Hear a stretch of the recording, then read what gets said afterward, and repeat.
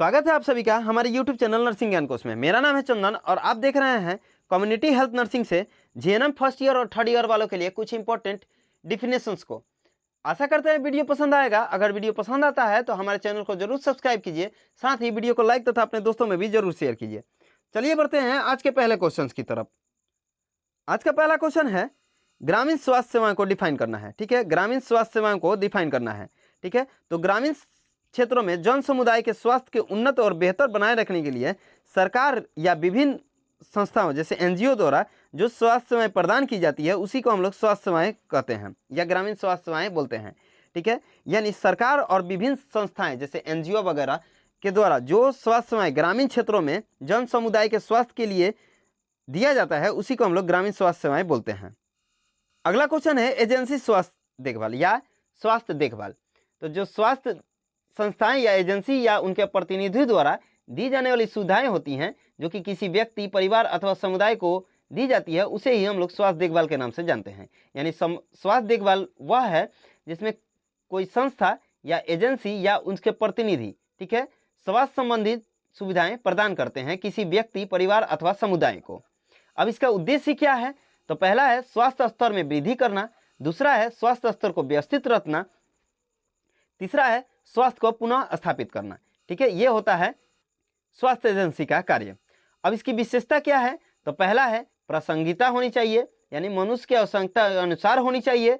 दूसरा है व्यापकता होनी चाहिए, यानी हर एक जगह जो आवश्यक समस्या है उसको ध्यान में रख के होना चाहिए या हर एक जगह उपलब्ध होना चाहिए।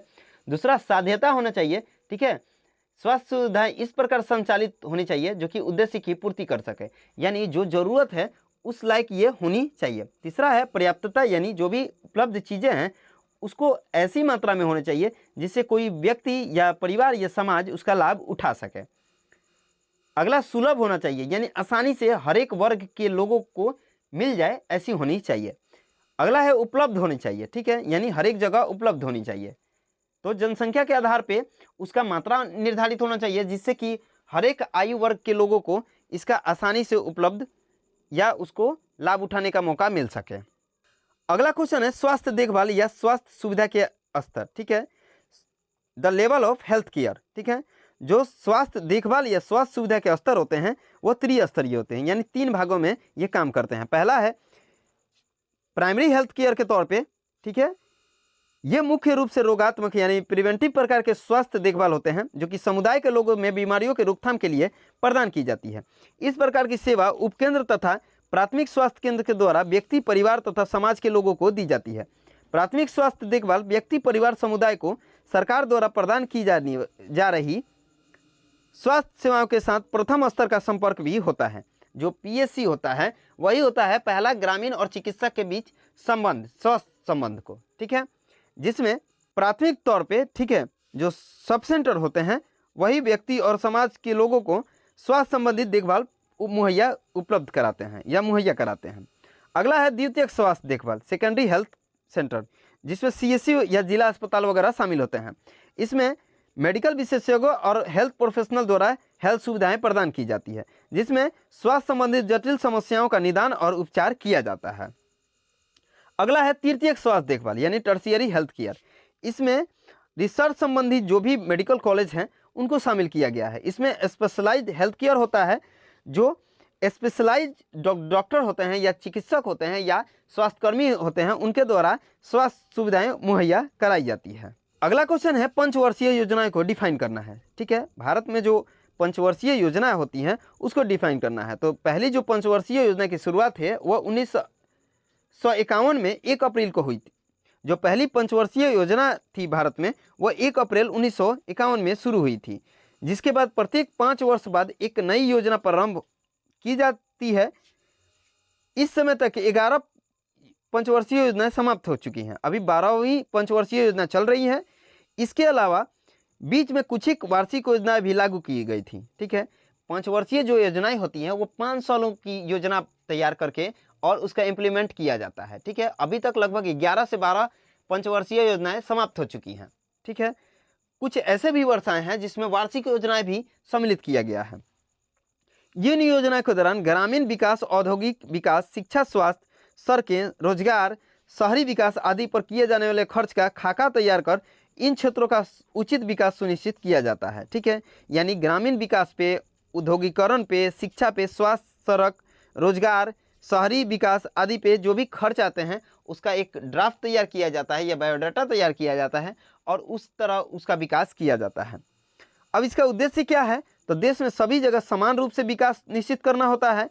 दूसरा, औद्योगिक इकाइयों में वृद्धि करना होता है। तीसरा ग्रामीण भारत को विकसित करना होता है। चौथा, संक्रामक रोगों पर नियंत्रण के लिए योजना तैयार करना होता है। पांचवा, स्वास्थ्य सेवाओं का विकसित करना होता है।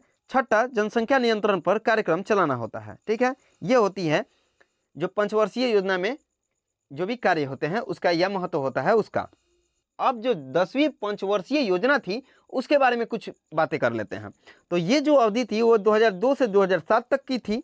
ठीक है, इसमें कुल निवेश जो था वो था 14,84,131.30 करोड़। ठीक है, इसमें कुल निवेश जो था यानी जो भी डेवलपमेंट पे कार्य वगैरह हुआ था या हेल्थ पे जो निवेश करना था वो तकरीबन 14,84,131.30 करोड़ की थी। ठीक है, यह कुल निवेश जो था पंचवर्षीय योजना पे वो 14,84,131.30 करोड़ रुपये थी, जिसमें स्वास्थ्य के लिए निवेश राशि जो थी 31,020.30 करोड़ रुपये थी और परिवार कल्याण के लिए जो निवेश राशि थी वो 27,125 करोड़ रुपये थी।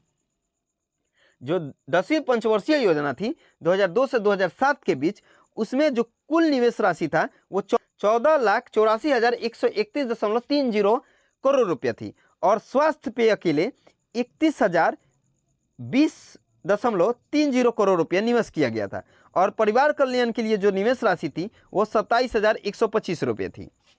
10वीं पंचवर्षीय योजना के जो स्वास्थ्य संबंधी लक्ष्य थे वो अब देखेंगे हम लोग। ठीक है, तो पहला था बेहतर स्वास्थ्य सेवाएं प्रदान करने के लिए मानव संसाधन जैसे चिकित्सक, नर्सिंग कर्मी तथा पैरामेडिकल स्टाफ विकसित करना। दूसरा था संक्रामक तथा असंक्रामक बीमारियों के रोकथाम हेतु नई रणनीति तैयार करना। तीसरा था इंस्टीट्यूशनल डिलीवरी को बढ़ावा देना यानी संस्थागत प्रसव को बढ़ावा देना। चौथा था प्राथमिक स्वास्थ्य देखभाल एवं आपातकालीन सुविधाओं के उचित क्रियान्वयन हेतु बेहतर वित्तीय प्रबंधन को बढ़ावा देना। पांचवा था बेहतर चिकित्सा सेवा प्रदान करना तथा इन्हें तकनीकी रूप से बेहतर सक्षम बनाने के लिए रिसर्च को बढ़ावा देना था। ठीक है, ये सब 10वीं जो पंचवर्षीय योजना थी उसमें शामिल था। आज के लिए बस इतना ही। आशा करते हैं वीडियो पसंद आया होगा। अगर वीडियो पसंद आया है तो हमारे चैनल को जरूर सब्सक्राइब कीजिए, साथ ही वीडियो को लाइक तथा अपने दोस्तों में भी जरूर शेयर कीजिए। अगर आप इस वीडियो से संबंधित पीडीएफ को देखना चाहते हैं तो हमारे डिस्क्रिप्शन बॉक्स में लिंक मौजूद है जिस पे आप टाइप करके पीडीएफ को देख सकते हैं। मिलता है नेक्स्ट वीडियो में, तब तक के लिए धन्यवाद।